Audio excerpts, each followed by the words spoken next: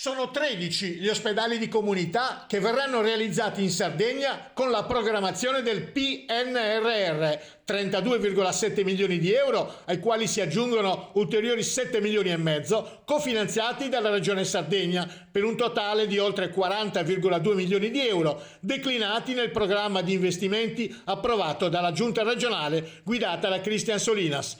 Circa 11,4 milioni di euro alla ASL numero 1 per 4 presidi, 2 a Sassari e 1 rispettivamente a Ploaghe e Ozieri.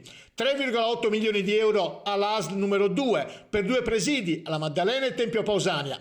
8,2 milioni di euro alla ASL numero 3 per 2 presidi a Nuoro e Sorgono. 3,6 milioni di euro alla ASL numero 5 per Ghilarza e Bosa. 3,4 milioni di euro alla ASL numero 7 per un presidio a Iglesias all'ospedale Santa Barbara.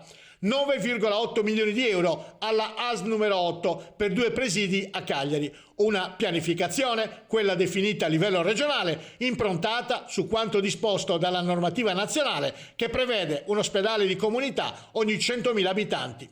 Per la sanità, ha detto il presidente Cristian Solinas, abbiamo approvato un piano da oltre 270 milioni di euro, a cui abbiamo aggiunto ulteriori 21,6 milioni di risorse regionali. Il PNRR rappresenta un'occasione importante per la nostra isola, ha aggiunto, e utilizzeremo ogni risorsa a disposizione per dare ai sardi una sanità moderna, in grado di rispondere alle necessità e alle sfide che abbiamo di fronte.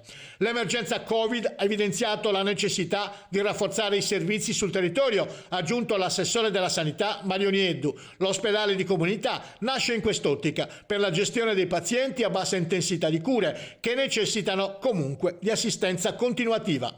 Parliamo di pazienti dimessi dai reparti specialistici che necessitano di controllo o di persone affette da patologie croniche la cui gestione della malattia può evitare il ricorso alla ospedalizzazione.